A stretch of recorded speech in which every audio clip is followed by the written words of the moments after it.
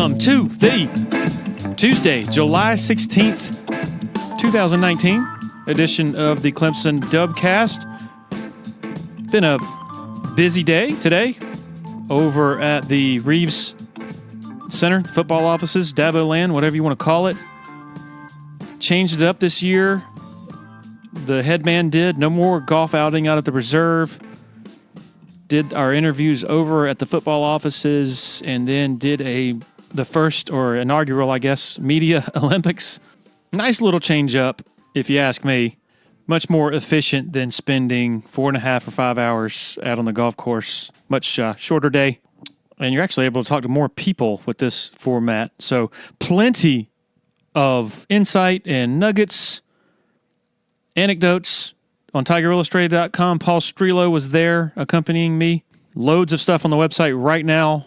If you're not already a subscriber, now is a fantastic time to do it. Title sponsor of the Clemson Dubcast, Parham Smith Archenhold Law Firm in downtown Greenville. They have been with us from the very beginning. Blake Smith has been a good friend of mine for years, dating back to the days when he taught a law class at Clemson with Terry Don Phillips. Also, Brooke Archenhold, major Clemson fans. The forte of their firm, which is at 15 Washington Park in Greenville, is medical negligence. They represent patients and their families in medical negligence actions. Also handle all sorts of other personal injury litigation. Free consultations, Parham Smith and Archenhold. Give them a call, 864-990-4581, or go to parhamlaw.com. The newest supporter of the Clemson Dubcast and winner of the Clemson Area Chamber of Commerce Business of the Year Award, Founders Federal Credit Union. If you've been to a sporting event in Clemson, you've probably heard about Founders already. They are the official credit union partner of the Clemson Tigers, and all Clemson faculty, staff, and students are eligible for membership, as well as IPTAY members. Matt Gross is a proud Clemson alum and the vice president for the Clemson market for Founders Federal Credit Union. Membership at Founders has many benefits: great rates on loans and savings products, advice on investments and insurance products, and even a Clemson debit card available for any Founders member with a checking account. Founders Federal Credit Union is federally insured by the NCUA. If you're in Clemson, stop by and see Matt and his staff, 680 Old Greenville Highway, Suite 300, right next to the Walmart Neighborhood Market. Okay, going to change it up a bit. Actually going to give you interviews, lengthy press conference style interviews with Robbie Caldwell, Brandon Streeter, and Todd Bates. These guys are only available once a year. Actually, more than once. The years that Clemson is in the playoff, which is every year now, they are all the staff is available prior to the semifinal and final. But the point still remains, we don't get to talk to these guys much, so figured it'd be a great time to have you be able to listen to some insight from Clemson's offensive line coach, Caldwell, quarterbacks coach Streeter, and defensive tackles coach Bates. All right, here we go. Enjoy.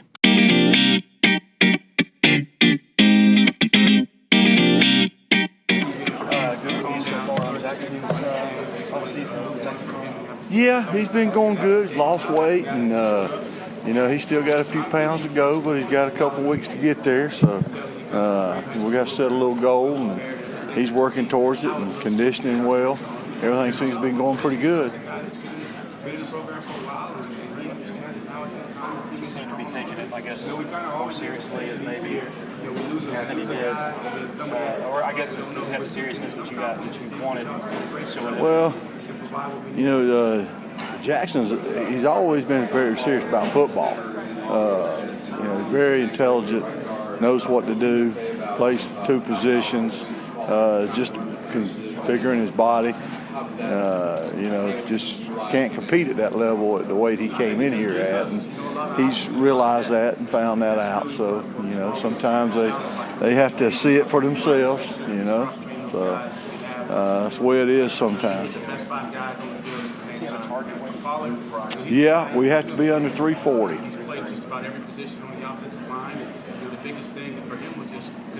Coach Tony was telling us earlier this season that he thought that Gage Cervenka might sort of fill that Christian Wilkins leadership role. Like, what's Gage like, and what do you guys like about him? Gage is tremendous. He has a great sense of humor.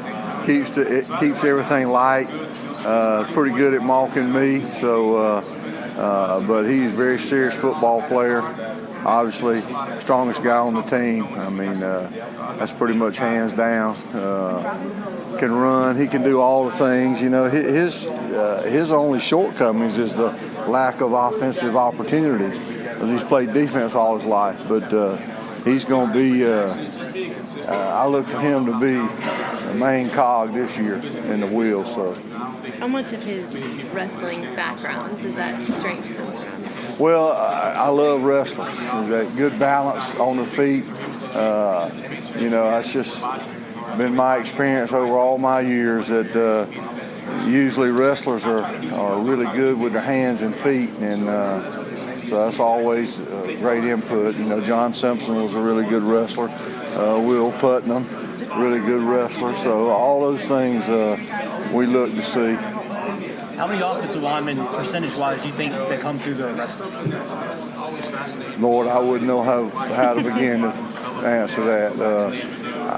I'm sure I'd missed one, but the ones I just mentioned wrestled. I'm sure we got some others, but all those won state championships. So it's pretty neat. Any surprises in the class or Surprises? No. Obviously, I expect a lot of them when they come. Unlike most people, I don't go by them stars they put by their name. That doesn't concern me. One of the guys that has progressed as much as any of them is Jordan McFadden. He's really coming on. He's going to be something very special. So.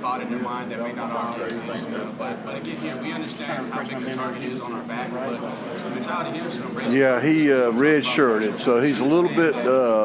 He's talking about Jordan McFadden. He's a little bit behind mentally, just because of the lack of reps, because he was on the scout team. But he really had a great spring, and he'll compete for one of the starting spots at tackle. So. Oh yeah, ain't nothing set in stone now. So listen, he's very capable. He step in and play either side right now. So, but. That's kind of where he's at. Excuse me? Sorry if you already answered this or asked this. You already asked this question. Is Blake going to be able to push Jackson for that left tackle? Blake certainly is. He's up to 315 pounds now, so he's been able to maintain the weight. He's holding it. Obviously, you all know by now, all mine play two positions. It just helps them learn faster and gives them more opportunities as well. But Blake can play guard and tackle and either side. So very, very smart. He's learned the system pretty good. Still a lot to learn for every one of them because everything's changing daily. But it's pretty neat to see what he's done. I think he actually went in at 316. And now that's not official weight yet because we don't have the official weigh-in, but I was glad to see he was holding it pretty good. What were some of the factors you saw out of Pollard in the spring that maybe edged him ahead of Cervenka at that center position? Well, now, nobody said he edged ahead of Cervenka at the center position, okay? Cervenka can't play both spots at the same time, guard and center, so.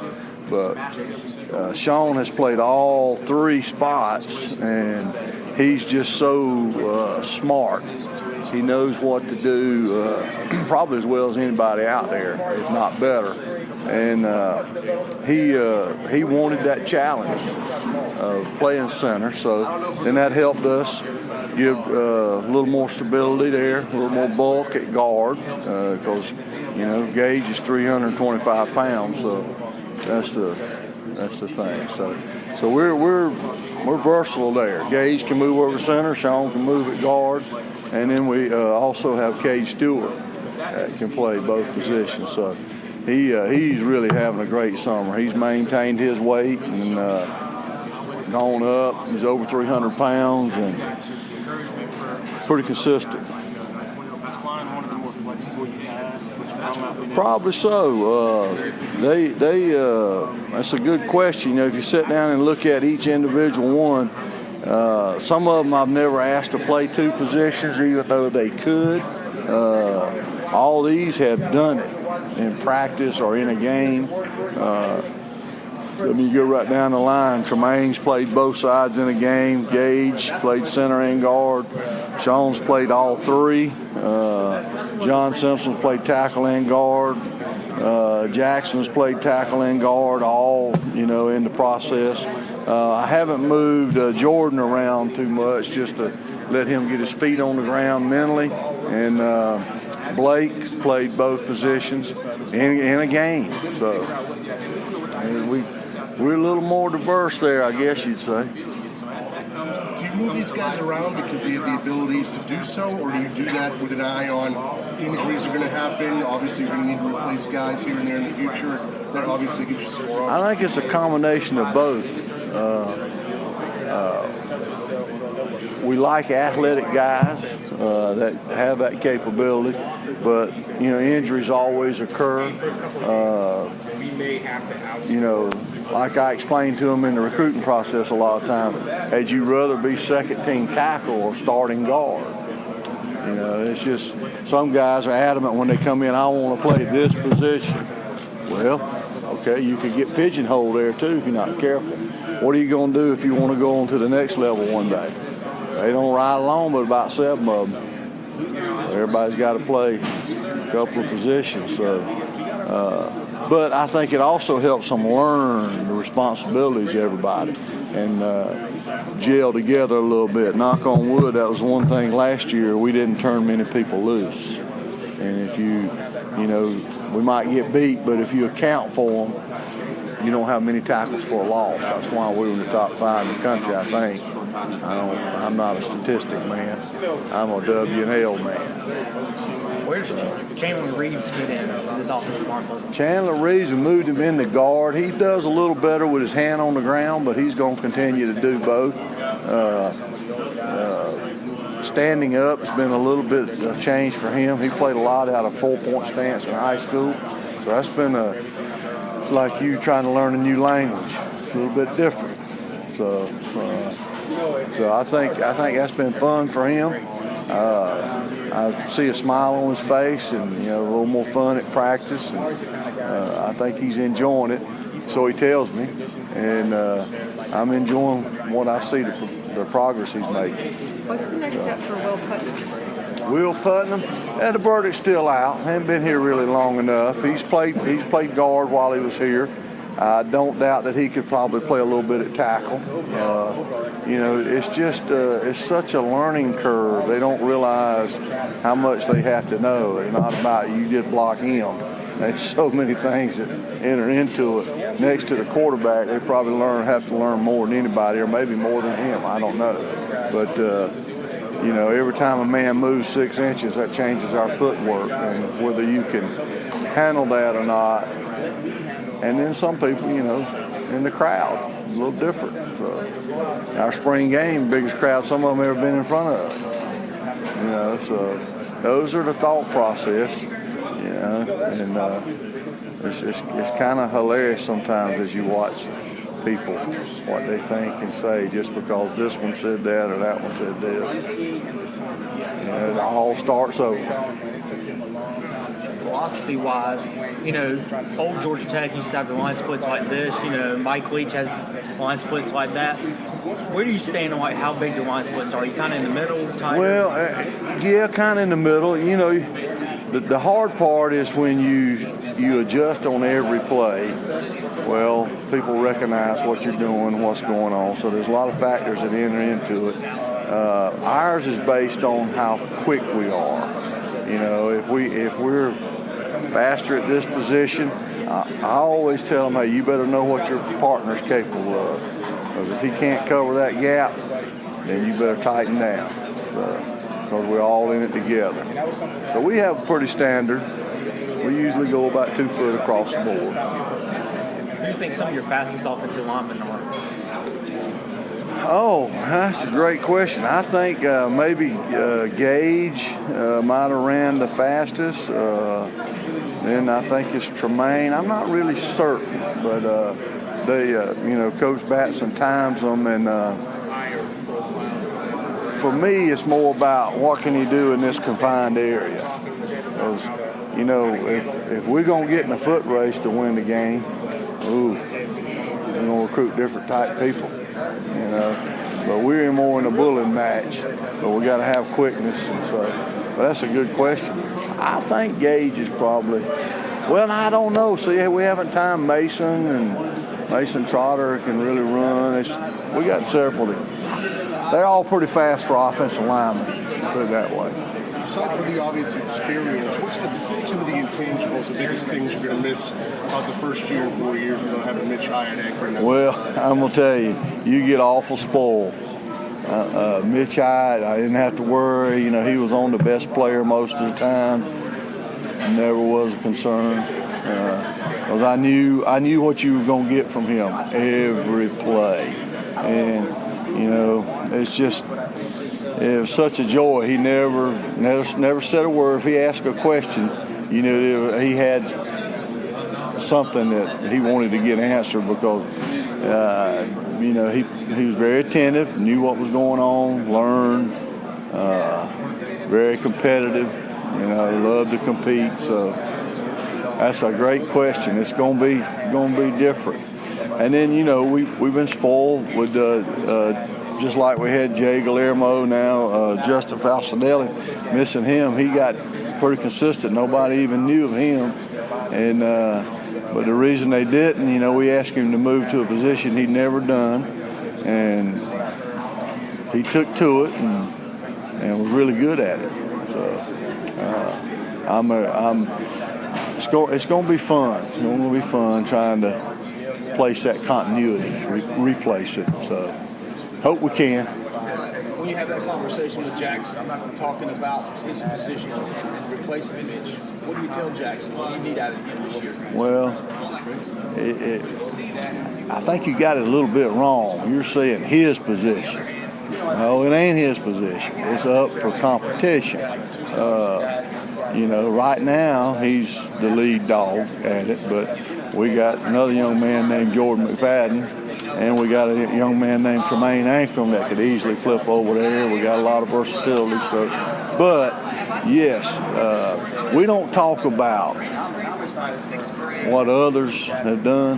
Talk about what you can do. And that's what I've been talking to Jackson and Jordan and Tremaine and all those guys about. John Simpson's also played some left tackle and did it pretty well. So it's going to be interesting competition.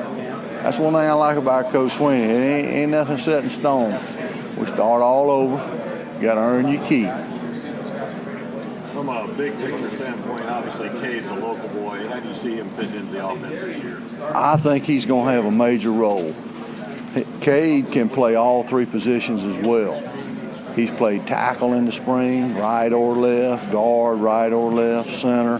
He's one of those Reed Webster types, if y'all remember. Reed was one of the few in college football, maybe the only one. Played all five positions in a game, and was pretty good at it. And Cade's really come on. He's gotten bigger, stronger. You know, he can run. So I look for him to be a vital role. The problem with a lot of these young people here is, you know, with some injuries we've had over the years, people have gotten to play early. Unused, such as Mitch Hyatt. You know, most guys don't get to really jump in a starting role that soon in their career at this position. And we've had some be able to do that. You know, Sean Pollard started half a season, tackle. He's a freshman, won national championship. I mean, you know, and then the next year he starts at guard. So, but you have to expect the unexpected, and so that's why, as you asked earlier about why do we do that, preparing down the road. We play a lot of people in the offensive line, more so probably than anybody in the country. I don't know that for a fact, but I know all the years I've done it, they ain't seen a lot of them do that and, get some snaps. And I'm not talking about just mop up. I'm talking about quality snaps and the game's on the line. So, well,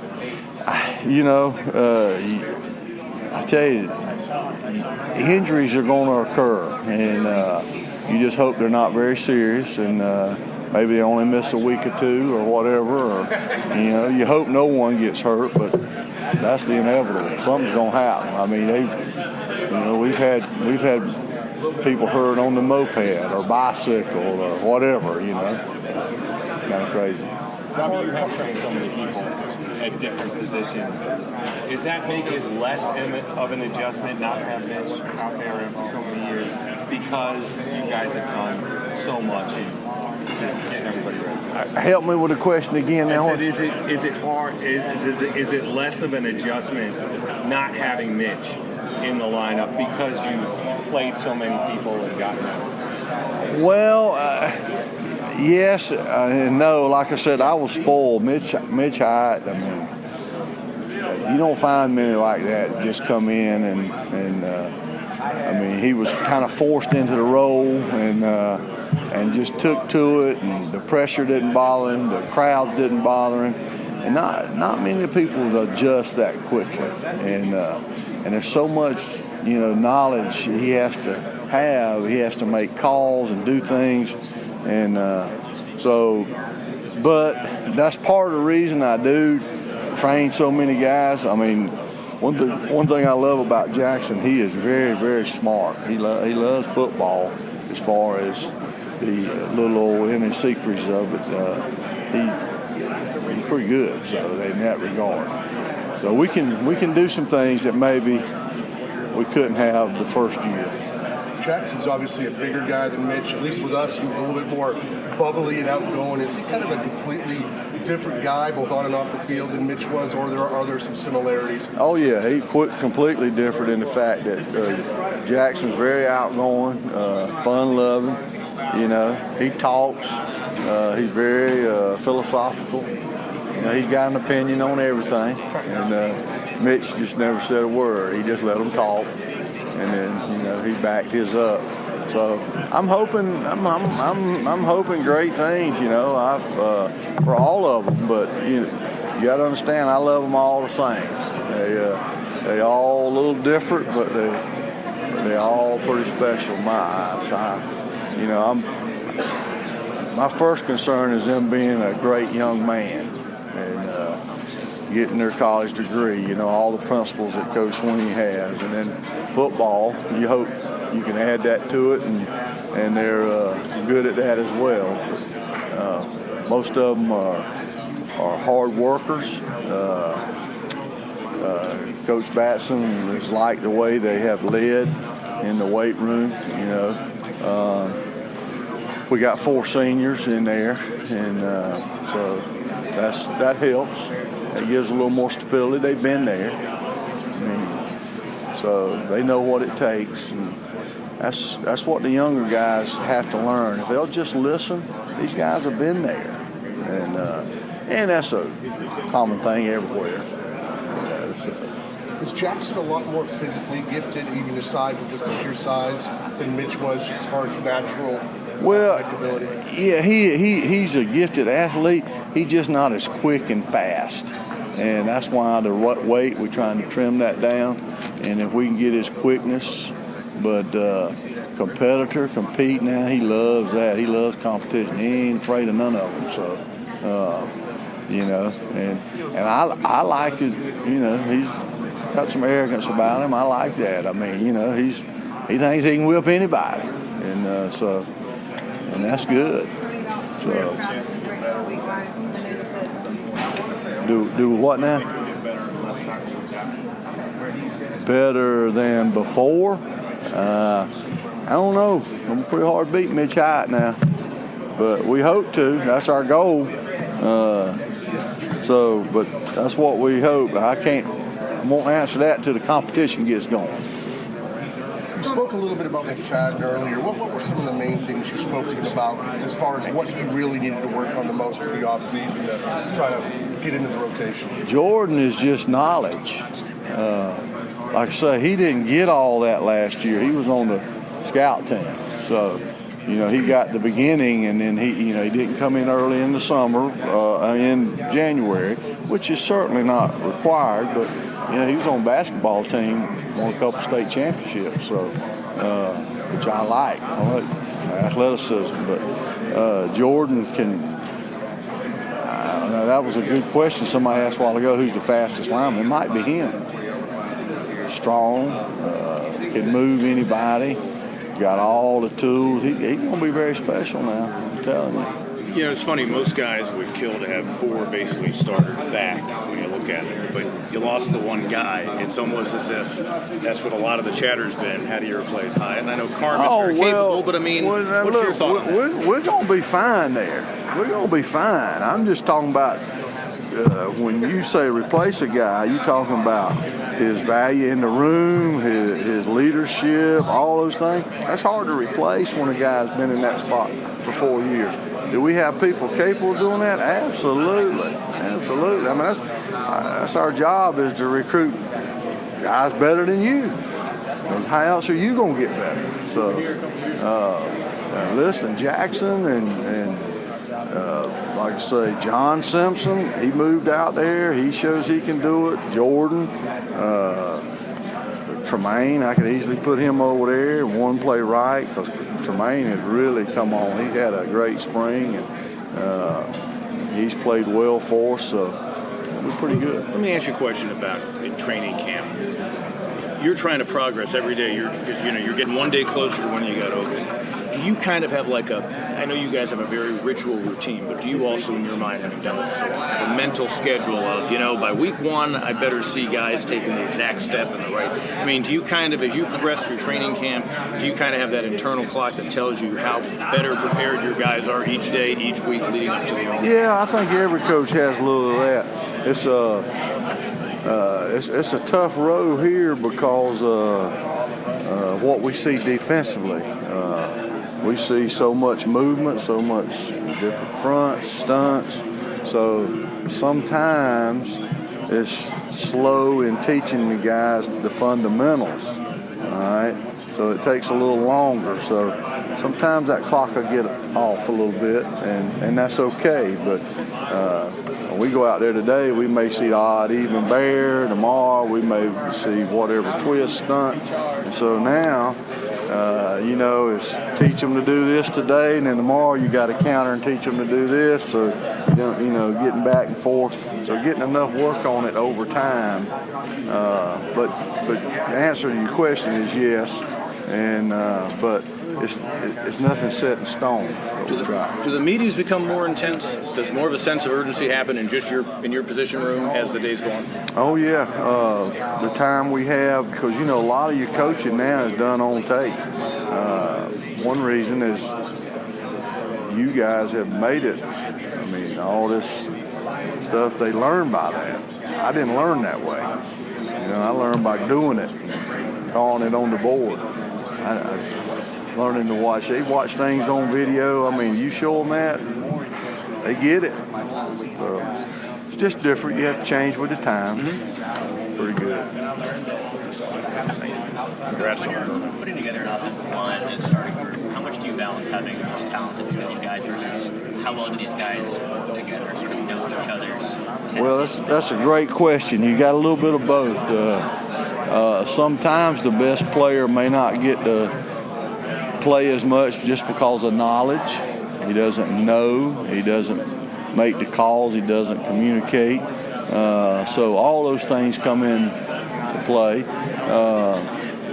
Like I say, sometimes it takes a little longer for some to catch how important their call is, and how they have to communicate down the line, and so therefore it breaks up the continuity. But then other times, the big thing we all work on is being in sync together. Everybody's got to be on the same page, and if we do that, we have a chance. What are the things you're looking for when you're trying to see if guys are in sync together? Well, first of all, it's the communication. Everybody's moving together, staying together. They communicating their calls, and then they're not pointing fingers. Well, I told you this, and so you get into all that, and some of it is like when John and Mitch played together for a good while, so they kind of knew, You know, they had a little clock in their head. They knew what each was kind of doing. So, and the communication was good. But it's a fine line in there with all of it. It all comes together. Coach, I want to go to recruiting for a minute, if it's okay. 8 years ago, maybe not quite so easy to recruit offensive linemen in Clemson for whatever reason, but now you're finding a lot of success across the country. Is that because of the success? Has something changed? What is enabling you to bring in guys like Walter Parks and guys like that? It's access, you know, to tape, all that sort of stuff. Obviously, the success of the program. Kids interested, you know, a lot of times contacting you. I think recruiting differently. You know, when I came up in this business, you recruited an area. That's it. And if you didn't have any in your area, you went and helped the coach over here that had some in his area. And now, you know, it's kind of, we have areas, but we do some go find one you like. Coming to camp's important, you know. Why? Not so much the competition of it, but to get to know the kid, to see if he's coachable. Because there's a lot of young guys that come to camp, and they don't always do great one-on-one. But that's not what I'm looking at. I'm looking at, are they coachable? Can they bend? Can they do the things in the individual drills? You know, the public, all they want to do is see one-on-one. They think that's something. Well, my God, with no helmet, no pads, come on, man. You know, it amazes me sometimes. But you're right. We, you know, just popularity, just the atmosphere of the school, atmosphere of the program, your leader, you know. They people enjoy how the players have it. You know, we care about them here, and they enjoy it. Have fun. Do you think, last question would be that Mitch maybe opened the door, that Jackson kind of opened the door, and a lot of these other guys taking the part of Yeah, you know, Mitch was a highly recruited guy. And you know, before I got here, I really don't know where the guys were from, because you know, when we came in, when I got here, it was kind of a great group of linemen, but they were actually for a different system, and then you know, just kind of feeling your way around and what you really need for this type of offense, and the success of the program has made people from all the way from California, you know, take notice, and I think that's obviously been a help. Big supporter of the Clemson Dubcast is Harris Flooring America. Based in Anderson, South Carolina, Harris Flooring has been instrumental in a lot of the facilities transformation you've seen on Clemson's campus lately. From the Allen Reeves Center to the McFadden Building to Memorial Stadium to the Neary Center. Family owned and operated since 1947. The owner, Scott Junkins, big Clemson guy. Harris Flooring is just as good inside the home and the residential realm as they are with the larger scale commercial stuff. Give them a call, 864-642-6183, or online at flooringamerica-anderson.com. If you run a business that conducts credit card transactions with customers, you got to learn about Tandem Payment. Credit Card Processing Company has offices throughout the Southeast, but the one in Greenville in the upstate, headed up by a 2005 Clemson grad. Tandem's technology allows business owners to offset their credit card processing costs by applying a small customer service charge to each sale they make. Tandem has an A-plus rating with the Better Business Bureau and was awarded the Better Business Integrity Award in 2013. Check them out at tandempayment.com. Okay, here is Brandon Streeter.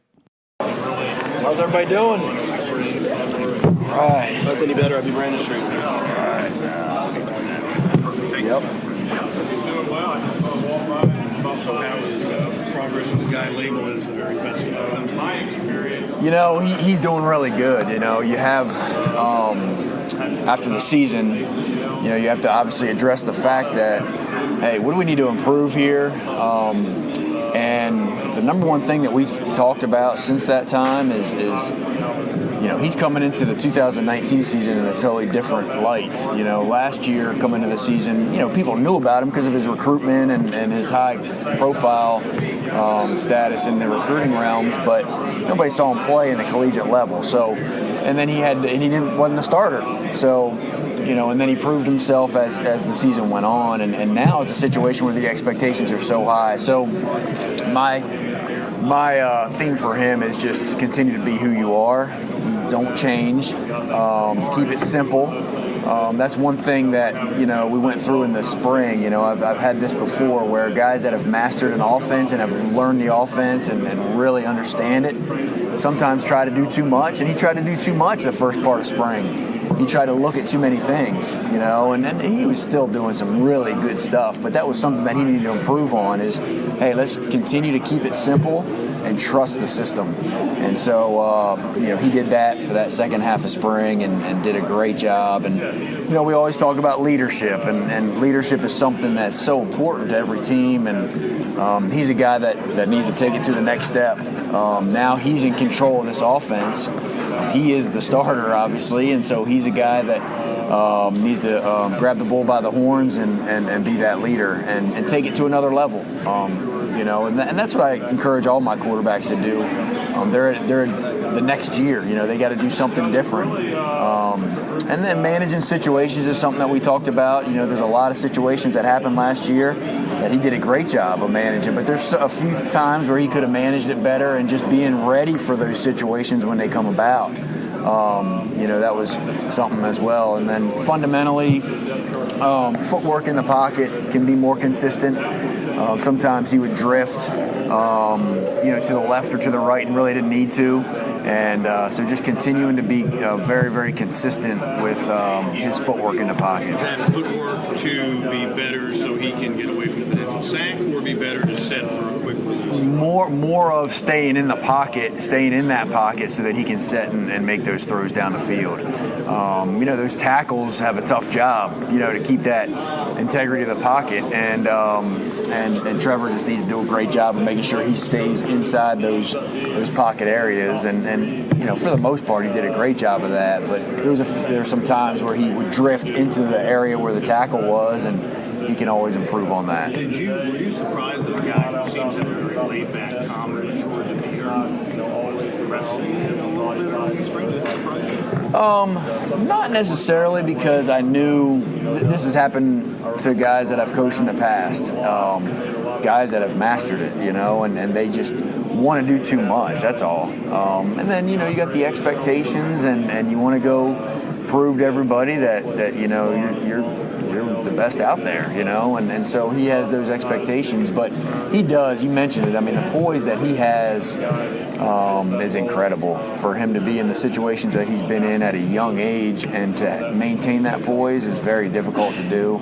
And that's just a God-given talent that is very, very special. Deshaun had the same thing as far as the poise. And that's something that is very important to have as a quarterback.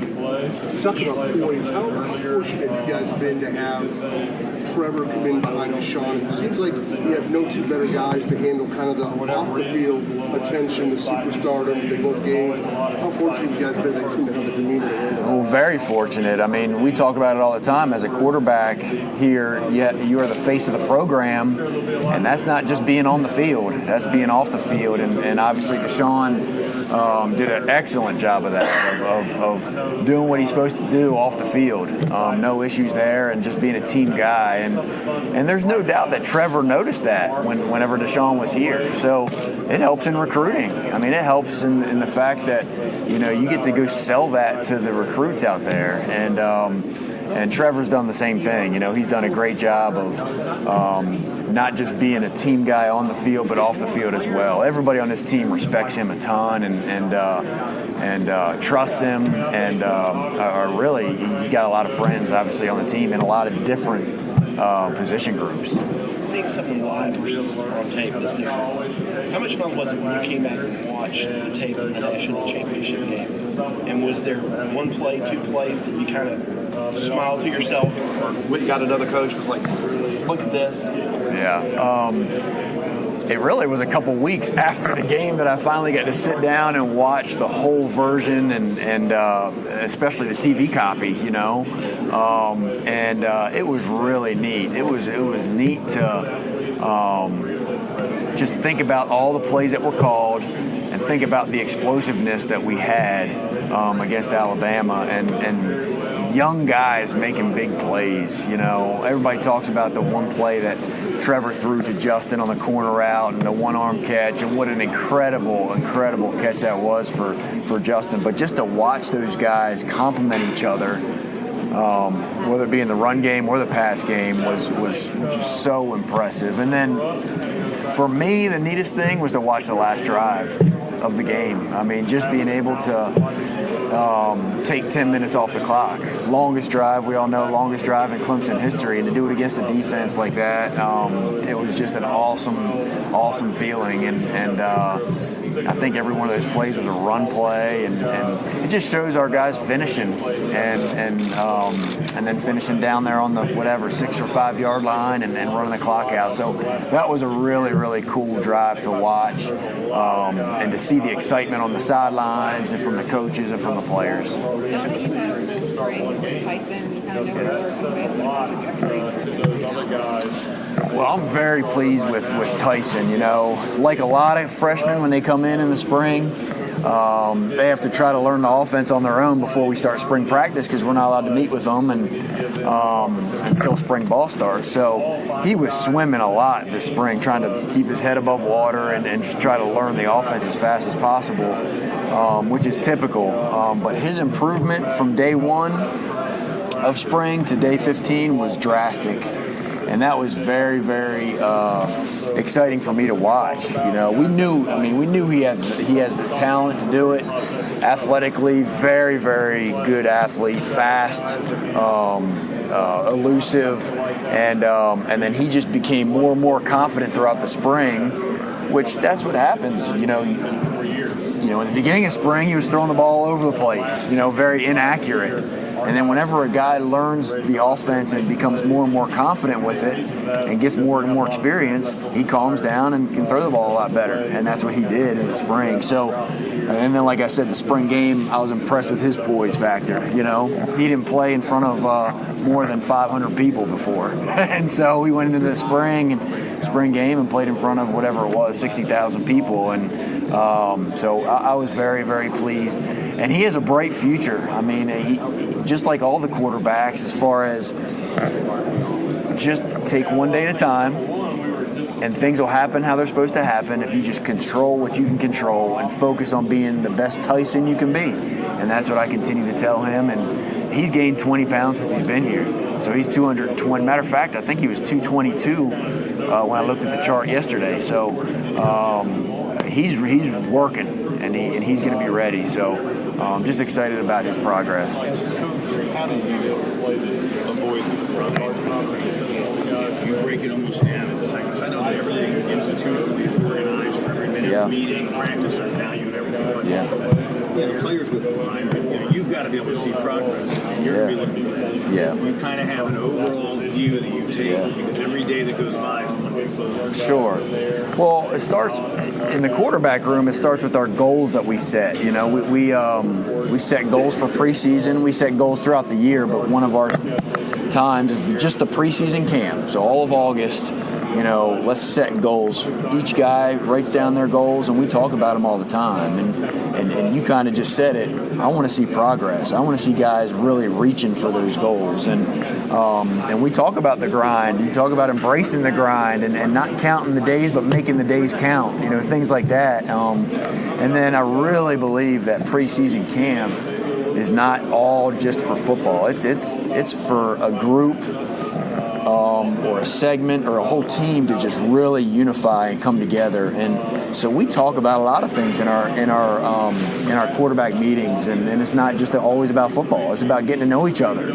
You know, each guy will go around and tell the other guys something that maybe we might not know already. And so we get to know each other, and we gain that respect for each other, and we develop those relationships, and that helps us go through the grind of camp, just so that it's not always about football. And I think Coach Sweeney does an excellent job of breaking up the monotony of camp.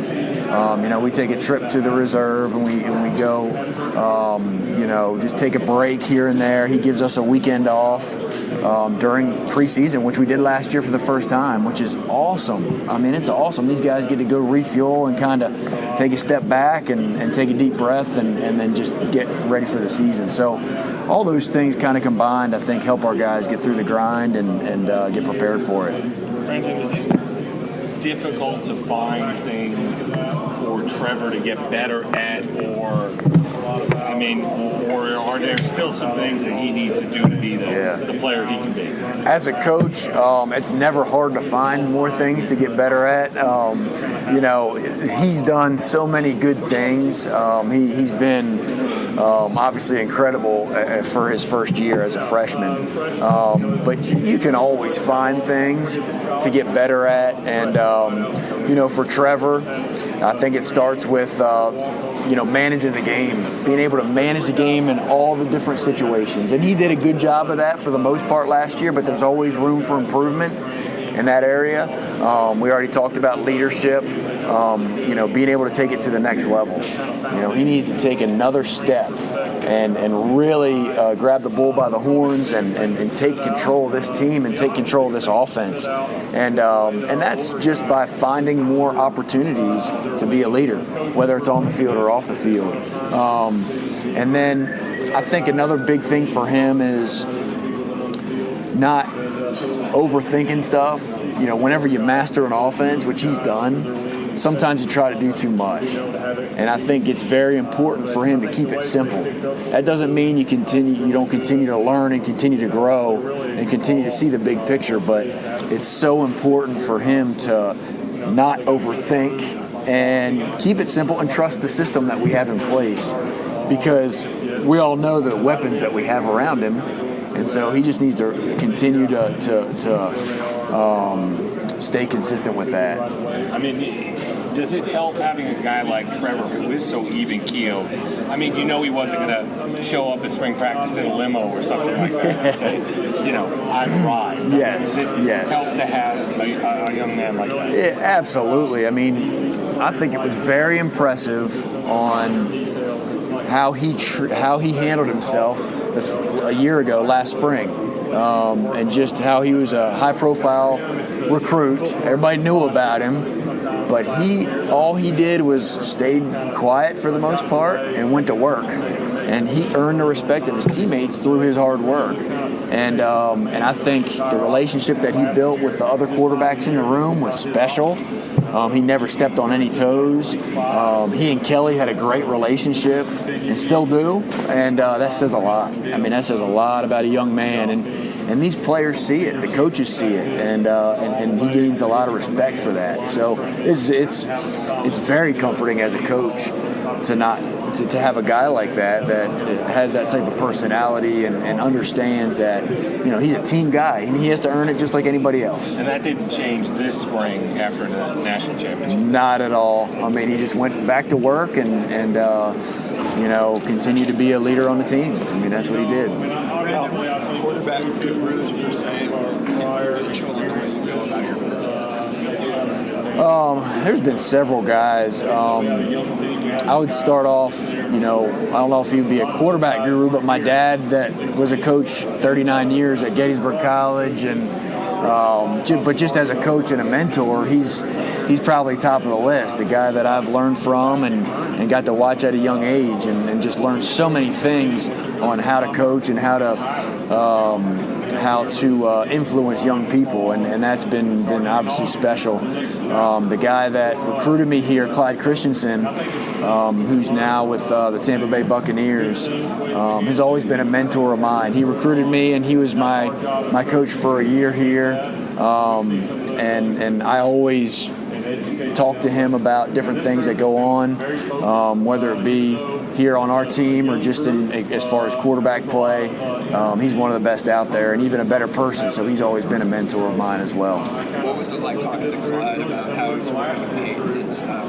Yeah. Well, yeah, he's been able to work with some pretty special guys like Peyton Manning and Luck and those guys, and he just tells me how special they are and just certain things that they've done in the past. And it's neat to hear those stories coming from a guy that's a mentor of yours that coached you as well.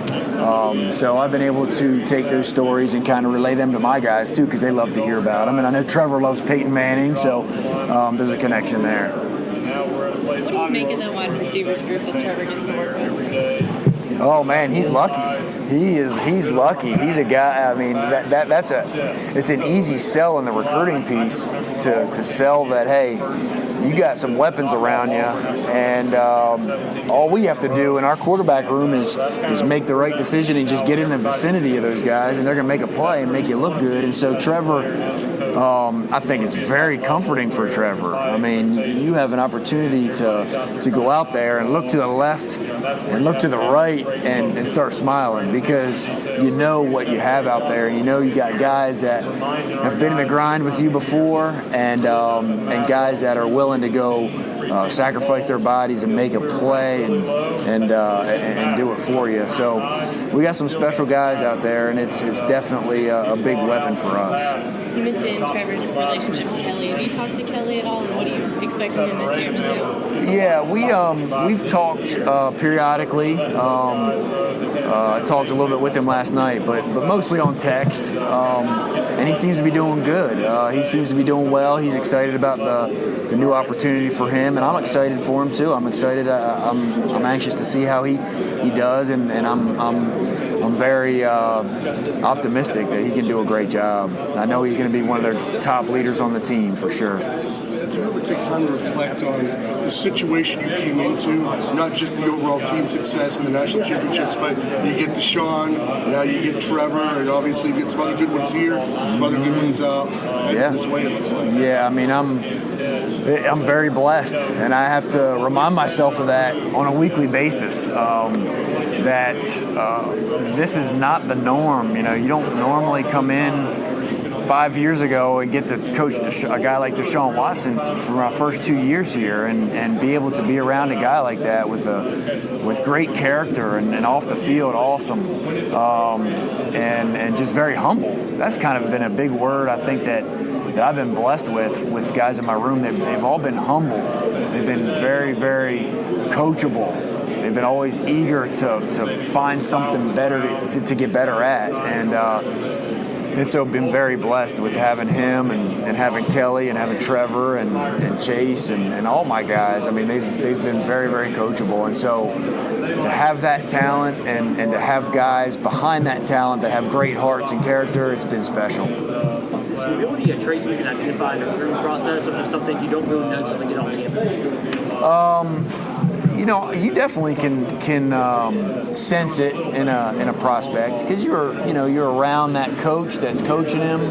You're at practice watching, and then whenever it's the contact period, you're around them and you get to know them, and you're on the phone with them, and obviously you can get a sense for his humility and how he talks about his team and how he talks about some of his goals. We talk all the time about our recruiting process and how we evaluate and don't get caught up necessarily with the stars behind their name, but just how they are as people and as leaders and what type of character they have, and then the talent will kind of take care of itself. And so you get a sense for that as you recruit a kid for sure. Sometimes it's easier than each guy's a little bit different, but for the most part you get a feel for their humility and what type of kid they are.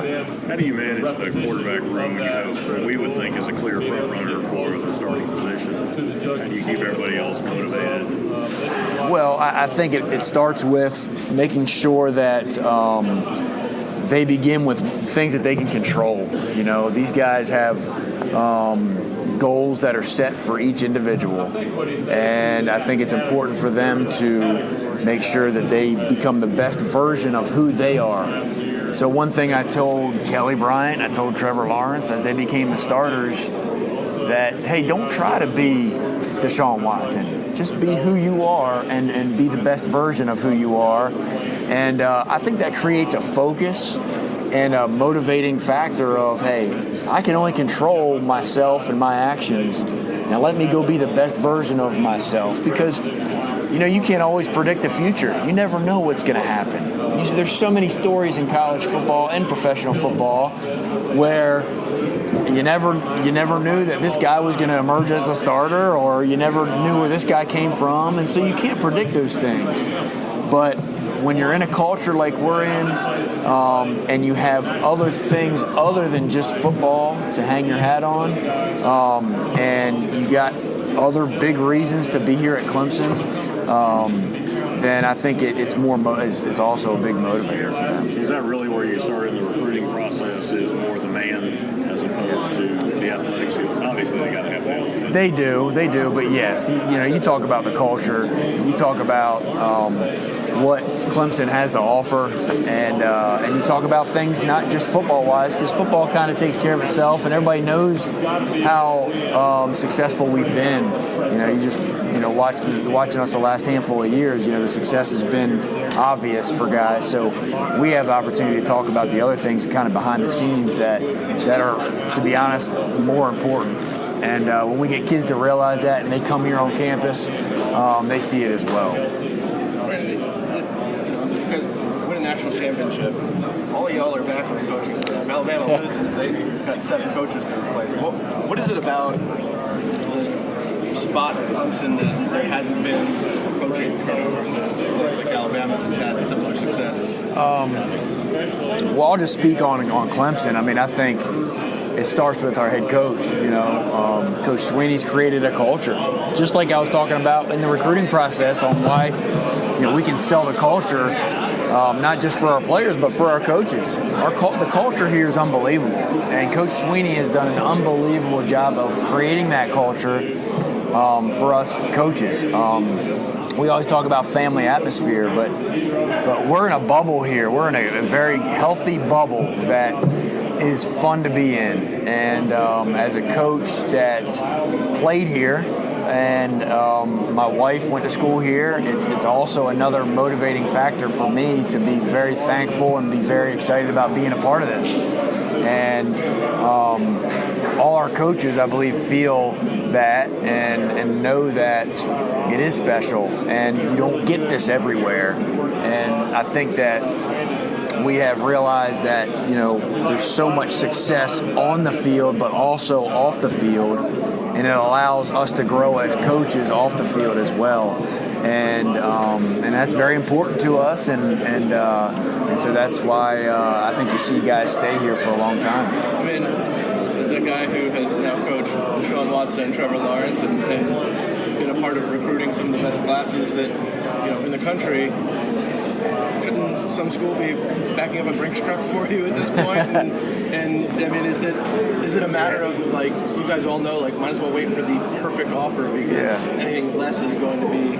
Yeah, I mean, I think everybody's different. Every coach is a little bit different on their goals and on what they want with their goals. But I think that since we've had so much success in the last several years, I'm sure all these coaches are getting hit up for jobs, but we cherish the opportunity that we have here, and we love the opportunity to work for Coach Sweeney and not just Coach Sweeney, but the support that we have with the athletic department and Dan Radakovich and President Clements as our president. I mean, that hierarchy is hard to find in college football, and it's a special place when you have that hierarchy like it is here. And so I think we just always go back to, man, we got it good here. We are very, very, very blessed. And so it's a great place to raise a family, too. It's a neat opportunity. Do you have a burning desire, though, to be a coordinator or to become a head coach?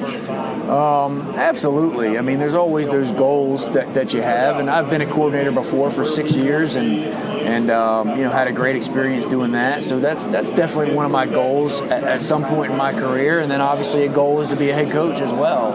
And I think another thing that helps me and maybe some of these other coaches stay here is that we're constantly learning. Coach Sweeney creates a learning environment. And I think one thing as coaches across the country, they're always looking to learn and to grow. And as long as I'm continuing to learn and continuing to grow through guys like Coach Sweeney and other guys on our staff, then Man, I'm excited about being here and excited about doing the best I possibly can in my role. You don't have to go for specifics, but have you had a bunch of inquiries over the last couple of years, or a few? Or? There's definitely been some every year. A few every year.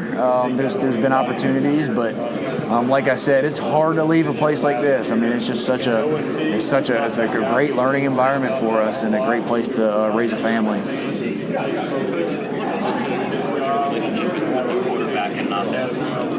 And a what? Offensive line. An offensive line. Oh, that's a great question. It starts with taking them out to eat. They always like the food, but I think really earning their respect, and that just starts with your work ethic, and showing those guys up front that, hey, I know you work your butts off and you have one of the hardest jobs on the team.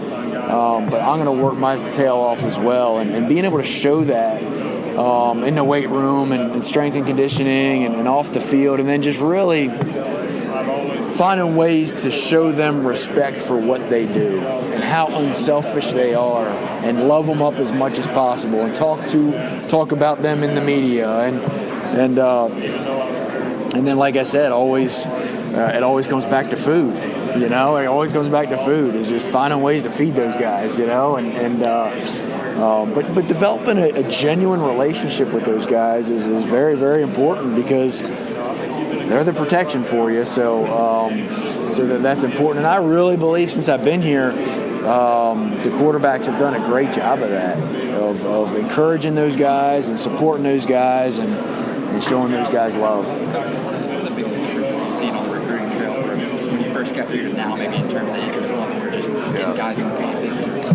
Well, I mean, obviously our brand has grown and have strengthened. The Paul is stronger than it's ever been before, and I've seen those each year that has grown more and more, and because of that, we're getting more guys, interest at least, from further out, and we're getting guys that are willing to spend money to come see us first. So I think it's very obvious when you go out on the recruiting trail and how much we're respected by the high schools that we go into, even when you're when you're far away. And I think it's very important for us in recruiting to maintain our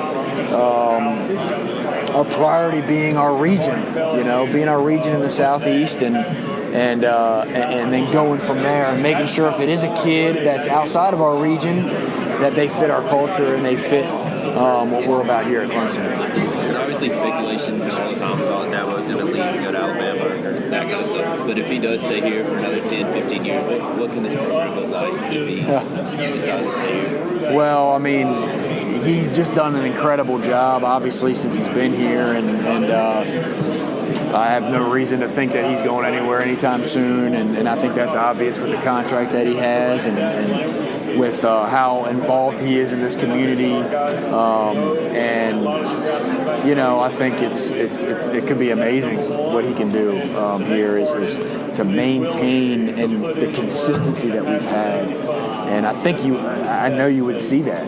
He stays here, we're going to have a consistency factor that's hard to find in college football. There's a select few teams that have that, and I think that's where you can gain your respect as a program, is to have a consistently good program year in and year out. And that doesn't mean just wins on the field, but that means also things that we're doing off the field. And obviously Coach Sweeney's been able to do that, and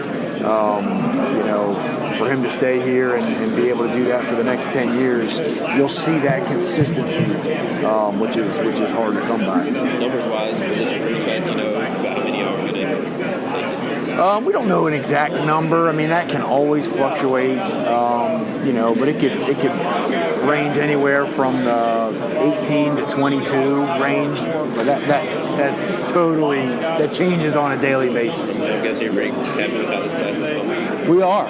We're excited. We are very excited. No doubt about it. It's all about getting that right fit, getting the right fit for our culture, and that's what we've been able to do so far. Thank you. Wrapping up, Coach. Yep. Thank you, Coach. Yep.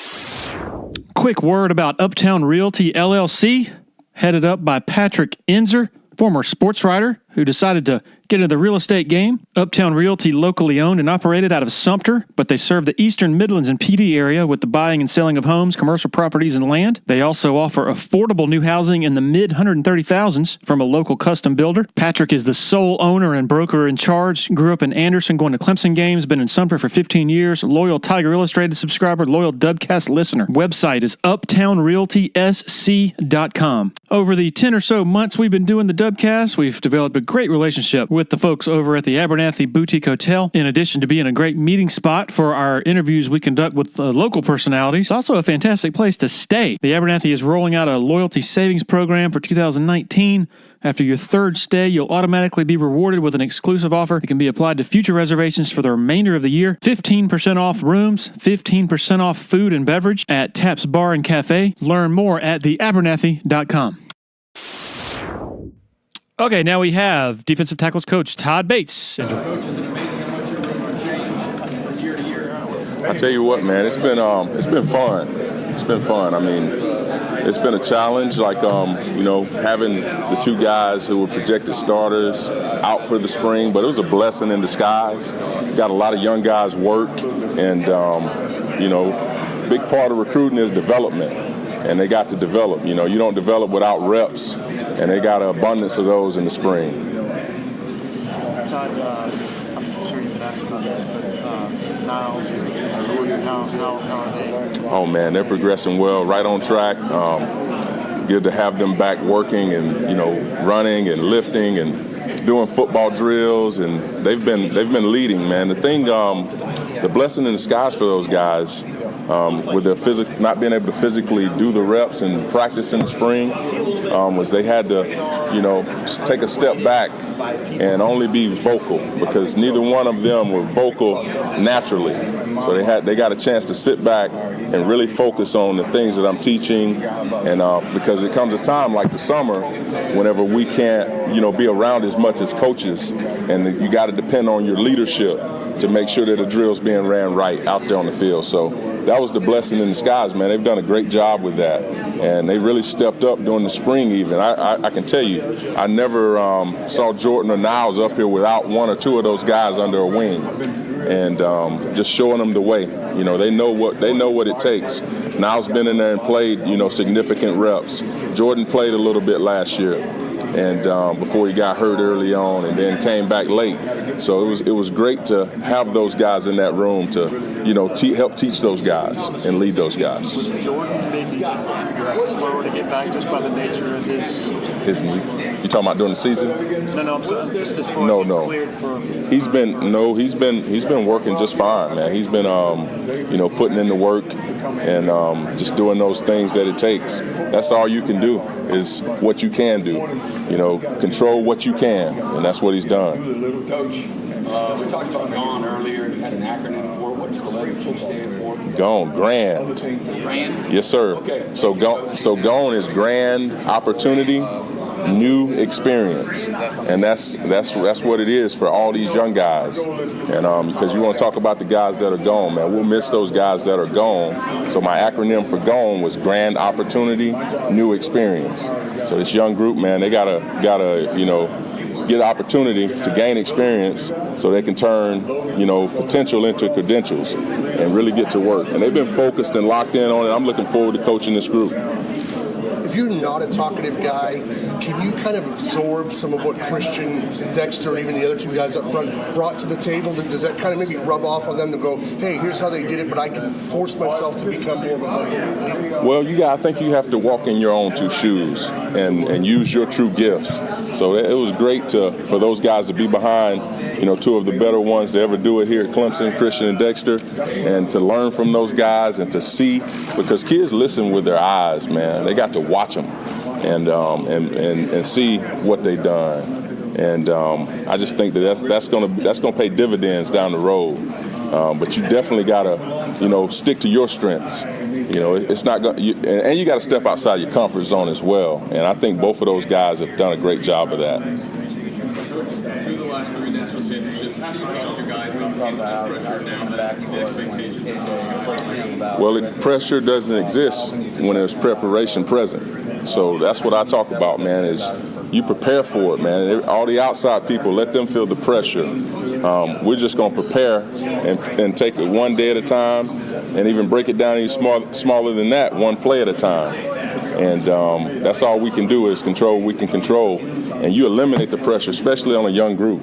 You know, you want to definitely not have them out there playing tight, man, and have them playing confident. And that's going to come with experience and opportunity. You've gotten some national attention as a really good recruiter. What is it about you or your style that allows you to connect with these kids? Well, I think it's the culture here at Clemson. I think the culture here, once you come to Clemson, you feel that culture, and the people make the place, and I'm just one of those people. Coach Sweeney, you get them around him, Clemson really sells itself, man, if you can get them on there. We're just all about relationships, and that's been something that I've hung my hat on since my days playing, man. I wanted to be a good teammate, and that's now I want to be, you know, one of the best staff members I can be, and I want to be the best coach I can be. You want to be the best at what you do, and building relationships is part of that, man. Getting guys to buy into what you're selling them, and to know that what you're selling them is how it is. It's not going to change up once you get them there. You're not going to recruit them one way and then get them here and be a totally different person. So being real is a big key, man, and we got some real dudes here on our staff, support staff, and our full staff, man. So that's what I would say. You mentioned the staff recently. It feels like the players heard pushing talk about guys wanting keys to get in as much like still in the sport. He is involved in this summer. We're just going to kind of how Man, I tell you, that's a coach's dream. You got guys coming in and you know, wanting to be great, because you make no mistake about it. Just because you hadn't had the opportunity to play, you know, a lot, doesn't mean you don't want to be great. Doesn't mean you weren't preparing. Doesn't mean you wasn't watching or paying attention to the things that we went over before the national championship game. I guarantee you, I got trust in my heart that if we had another guy go down, we would have plugged in another guy, and he would have stepped up and played winning football, because that's the type of culture we have here. Coach Sweeney, man, he holds everybody accountable, and just to your preparation, you know, preparing like you're going to get in the game and earning that right, because we lead the country in, you know, players played per game. So, but we don't give that away. Those guys earn that, and they know that if they prepare the right way, they're going to have an opportunity to go out on that field and shine. You mentioned Jordan now as a plate some, but we haven't seen him at all. What kind of players are those guys? Oh, man, I just think you wait and see.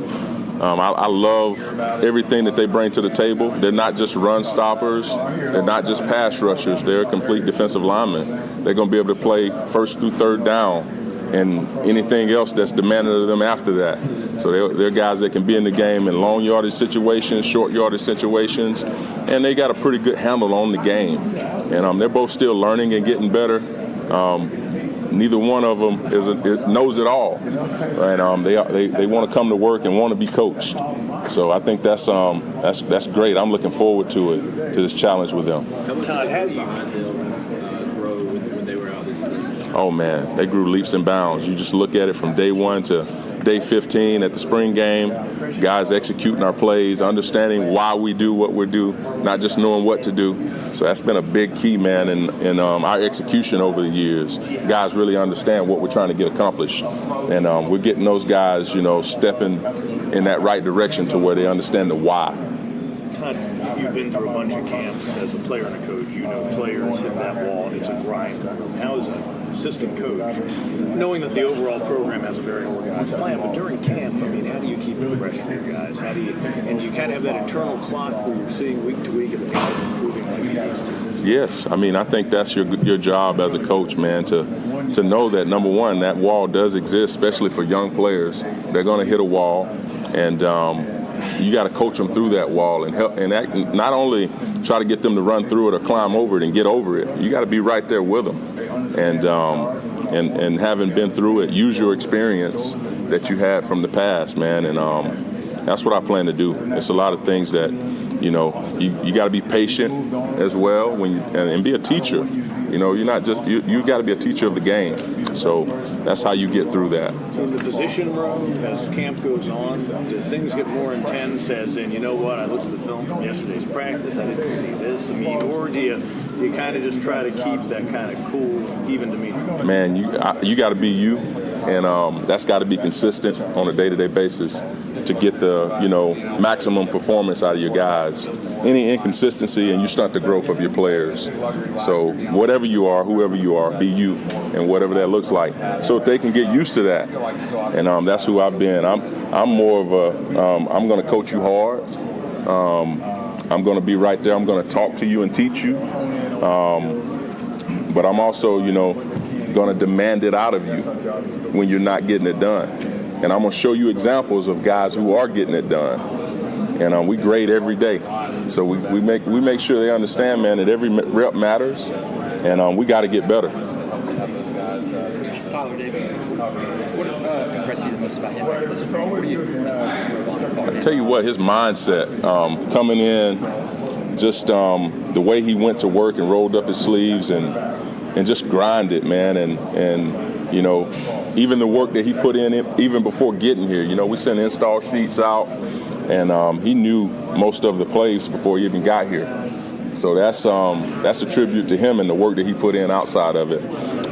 Just understanding protection. I want to see him grow in that department, and he's grown. I've kept good tabs on him over the summer with the drills that we've done and that Niles has led and Jordan has led, showing him the key things that they see to help them recognize. Because a big part of defensive line is the block recognition, protection recognition, and things of that nature and how you play them. You know, so he's grown already in that. I just want to see him take that next step. I've challenged him. I was like, man, you came in and you worked your butt off. I challenged him to make another jump between, you know, the end of camp.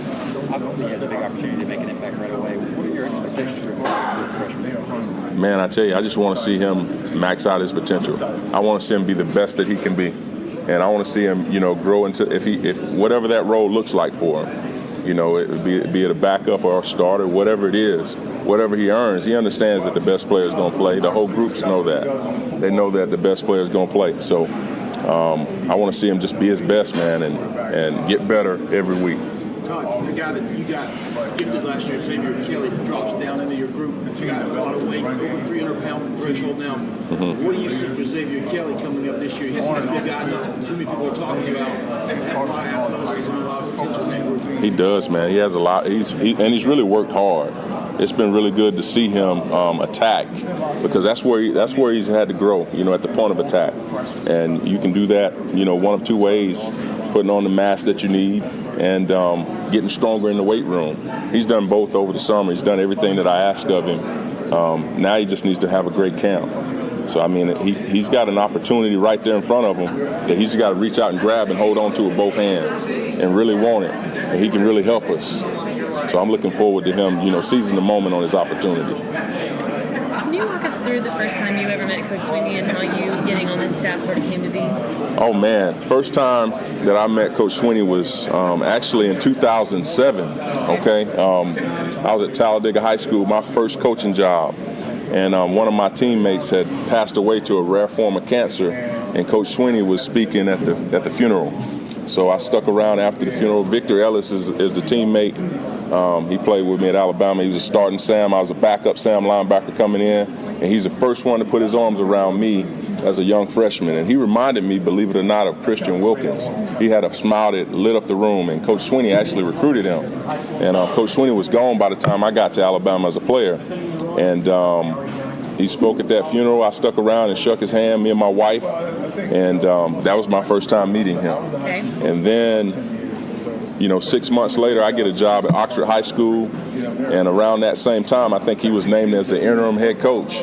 And my cousin, Antoine McLean, I was coaching at Oxford High School then, and Antoine was right up the road at the rival high school. of Anniston High School, and I used to go get him and have him work against my D-line. I had 4 D linemen at the time that ended up playing D1 football. Okay. So we didn't have any offensive linemen at the time that could challenge them. So I go get my little big cousin, Antoine, and I say, hey, man, you fish can get about 25 reps.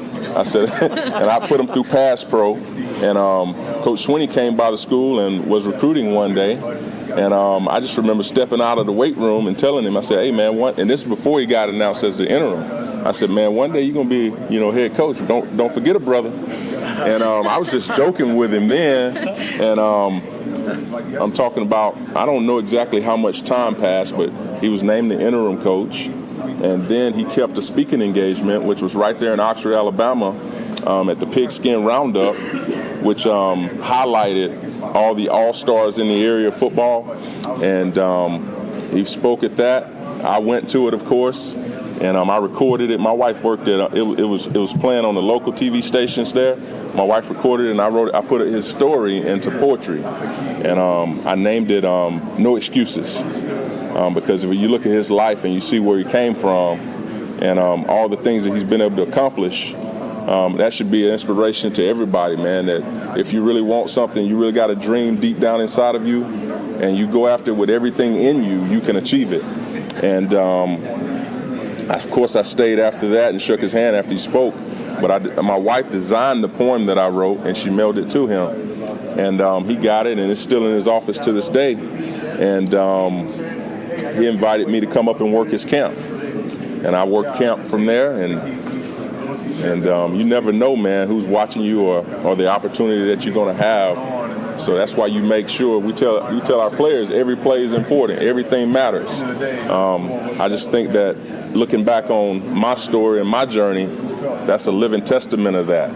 I could have came up here and worked camp and been on vacation, and just using it as a networking tool. But I use it to come up here and pour into whatever, whoever the good Lord put in my path, and try to do the best job I can. Listen to Coach Brooks and see what he wanted out of his drill, and just do it with everything in me.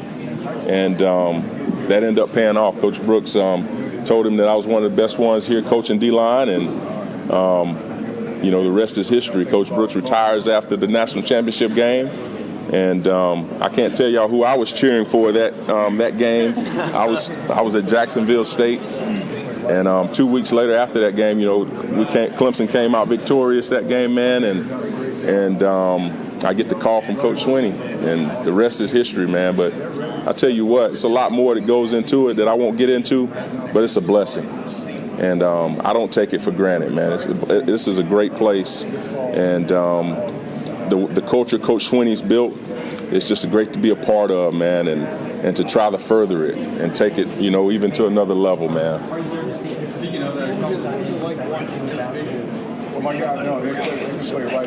So what now? What was it like watching his vision? That's kind of how. Oh man, I tell you what, it's just special. It's like a movie almost. It's like a movie. I think one day it's going to be a movie, and a lot of things that you listen to Coach Swinney say comes to pass, man. And you see these kids that we're bringing in. You get a chance to watch them like your own kids go from boys to men, and you get to see them come back, and they got the same joy in their heart. They want to be around you. That's how you know that you're doing it the right way. And you have all these guys come back, man, and want to be a part of it. So I just think that's special. Going off that dude, he's got so many famous sayings. Do you have a favorite dabble? Favorite Daboism? Man, he's got so many good ones. I'm gonna move around. I love right is right. Wrong is wrong, even if nobody does it. Right is right. Hold on. Right is right, even if nobody does it. And wrong is wrong, even if everybody does it. I love that one. Another one that I would say is there's no traffic jams on the extra mile.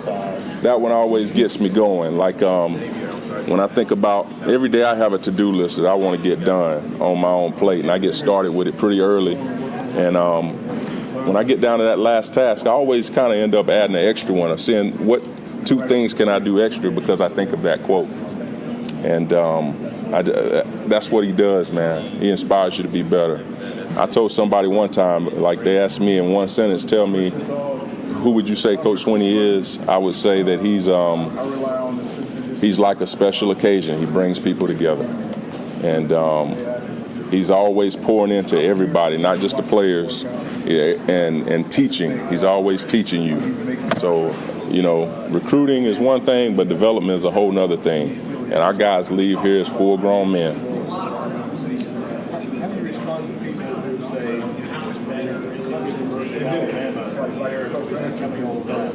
Say what? Clemson versus Alabama is becoming old. Oh man, I just say, man, that you watch the Lakers versus Celtics back in the day. You watch the Bulls versus whoever. You watch the best of the best. They're always gonna rise to the top. And I just think right now we're two of the best programs. I know that there are other great programs out there, but I look forward to it. It's been fun. And I know our guys, they look forward to it because that's what you work to do. They're out there right now running in over 100-degree heat. And it's to have a chance to be the best.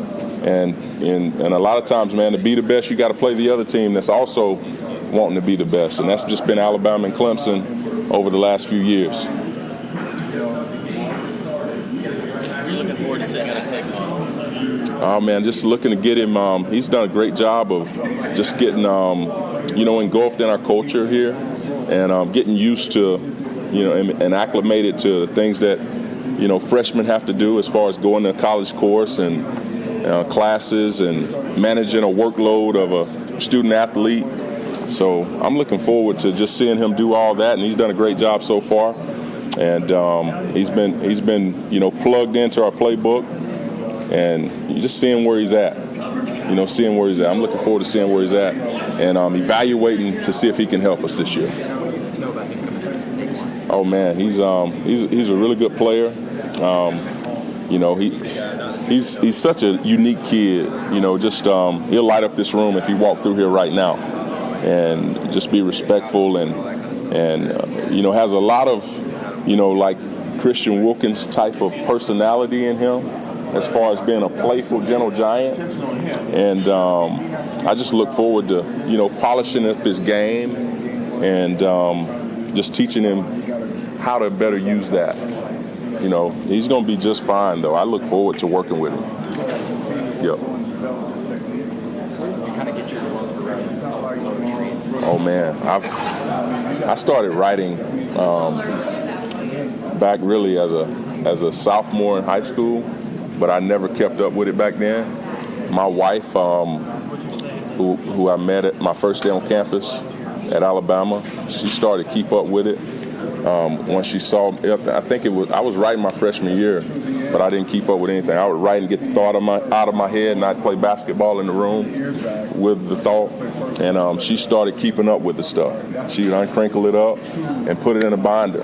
And that's really how I started keeping up with it. And she presented it to me one day. She was like, I want you to look at something. And she had every one of them in a binder that I played basketball. And I didn't miss much, so it wasn't like they was landing on the floor. I had a pretty good stroke and pretty good range from wherever I was in the room. But she got it all, man, and that was special. That let me know that I had something. She believed in me. And she was like, "This stuff is pretty good, by the way." And I wrote one for one of my teammates who lost his job, and he put it up on his wall, and he ended up winning his job back. And we were in his room playing the game one day, and he was like, he let me know. He said, "Man, that right there helped me." And he didn't know I wrote it because I didn't sign my work.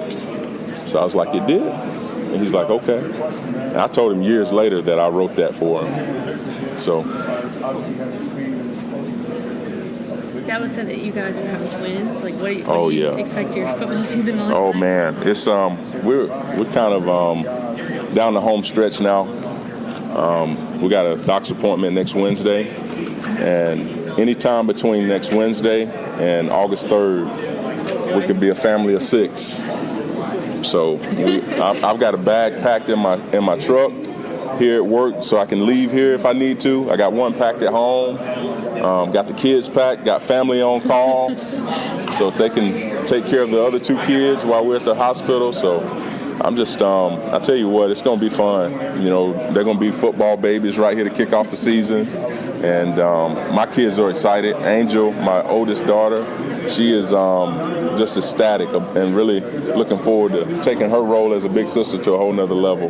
My son Josiah, he's 4. He doesn't really understand. He asked me this morning, why can't he be the baby brother all the time? And I was like, nah, you're going to be big brother now. So I'm just looking forward to it, though. It's a fun time.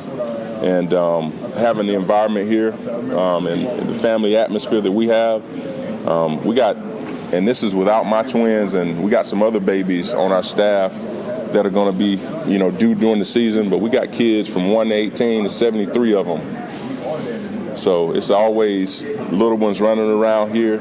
So I just look forward to having 2 more little ones running around. Do you write poetry during the season? I do. I write. I always try to, I have what I call the creative zone, where I try to block out 30 minutes a day no matter what. And sometimes it's hard during the season, but you got to get up. Again, man, what are you committed to? That's what I'm committed to. I'm a big firm believer in you lose it if you don't use it.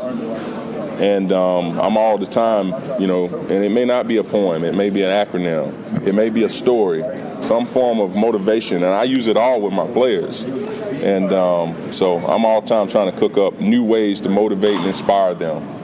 And it's worked so far, man. And they seem to grasp to it. A lot of things I teach rhyme, so I use it in that way as well. Because they remember, you can ask one of them to walk by here and sing their favorite song to you, and they'll spit it to you just like that.